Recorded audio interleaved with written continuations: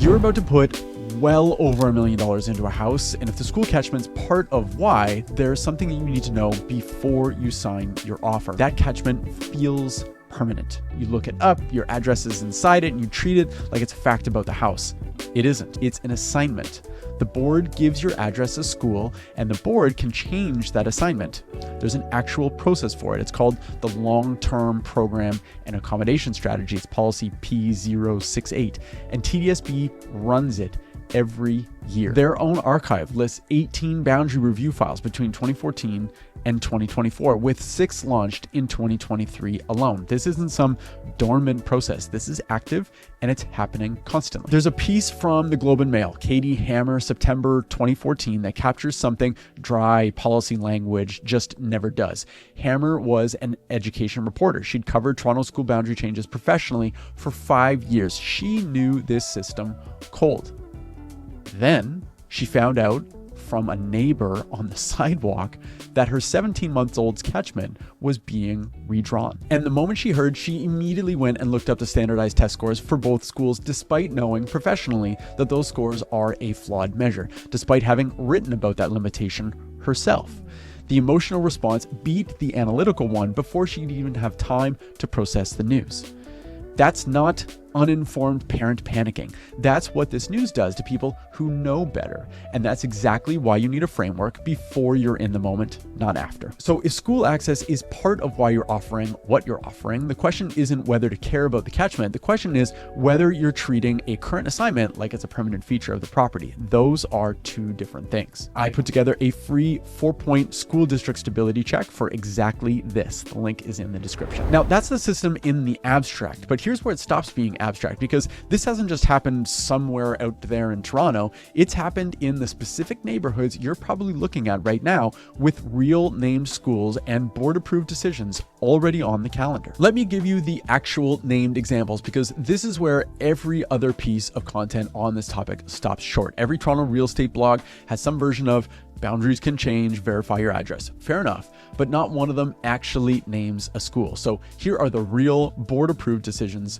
with dates. Humberside Collegiate, York Memorial Collegiate, Runnymede Collegiate, specific addresses on High Park Avenue and Ellis Avenue got reassigned between those schools. Board-approved, effective September 2026. Etobicoke CI and Richview CI, boundary change driven by overcrowding, also effective September 2026. The Midtown Leaside Cluster, Northern, Lawrence Park, North Toronto, York Mills, and Leaside.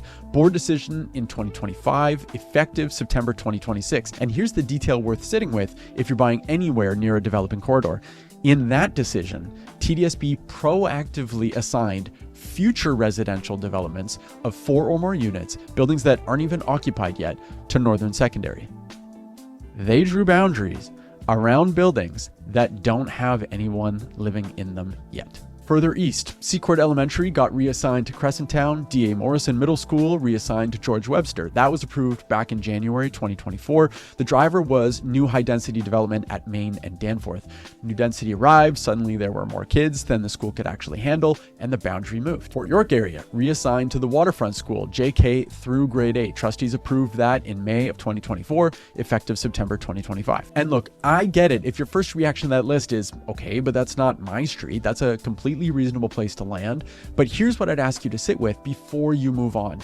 The reason the geography matters here is that these aren't like outer suburbs absorbing sprawl. Humberside, Runnymede, Leaside, the Danforth, Fort York, these are established core of Toronto neighborhoods, the same pockets a lot of you watching this are actively searching in right now. When buyers hear boundaries can change, they file it under, well, that happens somewhere else. But maybe it doesn't seem like that anymore. And I want to be clear about something. I'm a big believer in public education. I had a career in it for 9 years. Ontario's system is genuinely underrated. And honestly, most of these schools are good schools. This isn't a warning against TDSB. It's a warning to understand how TDSB actually works. Now, here's the piece I don't see discussed anywhere. It's the one that matters the most if you're a family buying today with a young kid. When TDSB redraws a boundary, they almost always grandparent currently enrolled students. So if your child's already in the school and the decision comes down, they're typically allowed to finish out. The Fort York decision is a clean example. Trustees approved that change in May of 2024. Current students were allowed to stay through graduation and siblings under specified conditions. That sounds reassuring. Read it carefully. Grandparenting protects the kids who are already enrolled. It does nothing for the kid who isn't in the system yet. Here's what I know about families in your situation. You're not doing this carelessly. You're planning ahead, and that's exactly right. The problem is, planning ahead is precisely what creates the longest exposure window. If you're buying today for a kid who's 2 or 3 or not even born yet, your child has no grandparenting protection. None. They don't exist in the system yet. When they reach JK, they get assigned to whatever catchment is current at that point. And you'll have paid whatever premium was baked into the address for that catchment that may or may not still be the one that you thought you were buying. So the families with the longest exposure window, the ones planning furthest ahead, doing everything right, those are exactly the ones grandparenting doesn't cover. So if your child's already enrolled, you've got some protection. If your child's a toddler and JK is 2 or 3 years out, you've got none. That's not a reason to walk away from the school question. It's a reason to treat the catchment as one input into the decision, not the load-bearing reason for the price that you're willing to pay. But boundary changes aren't the only way this goes wrong. There's a second risk, completely different in how it works, that catches families off guard in a different way. And honestly, it's the one people most often mistake for a solution. I want to be precise here because mixing up two different things is how this whole topic gets muddy. What we've covered so far is boundary change. The board redraws the geographic lines that decide which school your address feeds into. That's one mechanism. This is a different one. Some families, when they hear a boundary might shift, go looking for a workaround. The most common one, apply to the school you actually want as an out-of-area admission. TDSB allows this for some programs, French immersion being the most common, and sometimes it works. The kid gets in, family is relieved. But getting in from out of area isn't the same thing as having access secured. Here's something that I've seen happen. A family applies from outside of the catchment, gets a spot, and the workaround holds until something changes. Second kid comes along and can't get into the before and after care because that availability goes to in-catchment families first, or a schedule shifts, or a sibling can't get placed in the same school for whatever reason. Any one of those things can make a workaround that held under one set of circumstances stop working under a slightly different set. The boundary didn't move. What changed was the family's situation, and the boundary they were already outside of became the problem. This matters particularly for French immersion right now. TDSB's own French immersion documentation is pretty explicit about it. Placement isn't guaranteed, and it can vary from year to year. And in practice, I've watched that play out of area intake closing at schools across the city as they fill up. It's not a boundary change. It's a capacity decision. But for a family trying to access a program from outside the catchment, the outcome's the same. The door closes and the workaround they were counting on isn't there anymore. So if your plan involves an out-of-area admission, French immersion, or anything else, that plan needs to hold for the full run under changing family circumstances with no guarantee the intake stays open.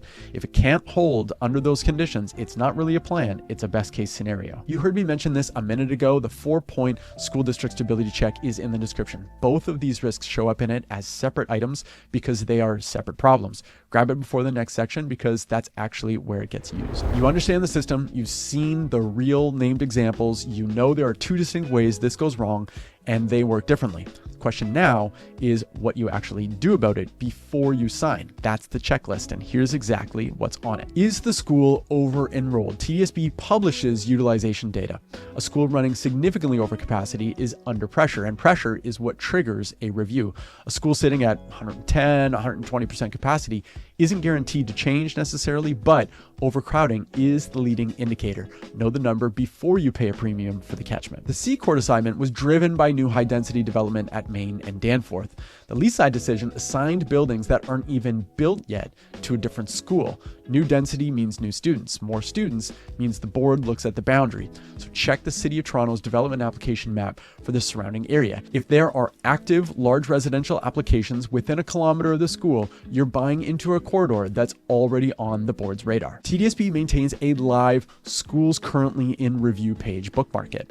If the school attached to your address is already listed there, you're not looking at some hypothetical future risk. You're looking at an active process right now.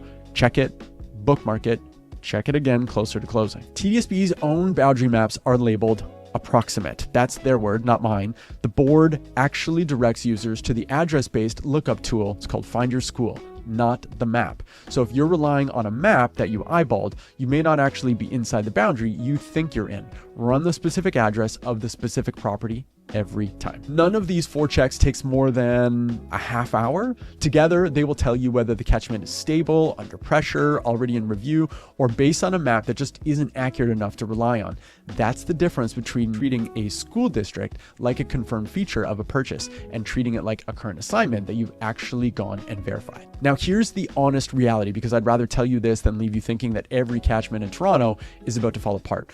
The odds that any specific address gets redrawn in a 3 to 5 year window are, for the most part, pretty low. Established central Toronto neighborhoods change less than intensification corridors do. If you're buying on a quiet residential street in Roncesvalles or Leslieville, your risk profile looks pretty different than someone buying in a high-rise corridor near a school that's already sitting at 120% capacity. The checklist tells you which situation you're actually in. That's a lot more useful than a general warning that boundaries can change. The 4-point school district stability check walks you through all 4 of these with the specific tools and exactly where to find them. Link is in the description. Most families watching this are going to run to that checklist, verify the catchment, and feel good about the school question, and they should. But here's where I see buyers end up settling for a neighborhood that doesn't actually fit how they live. Not because they didn't care, but because they used the wrong criteria to decide. They weighted one school ranking or one commute number or one street that they happened to walk down on a Saturday morning. That's exactly what I break down in the next video that you see right here. Why most families pick the wrong East Toronto neighborhood and how to choose between 4 of them under $1.3 million.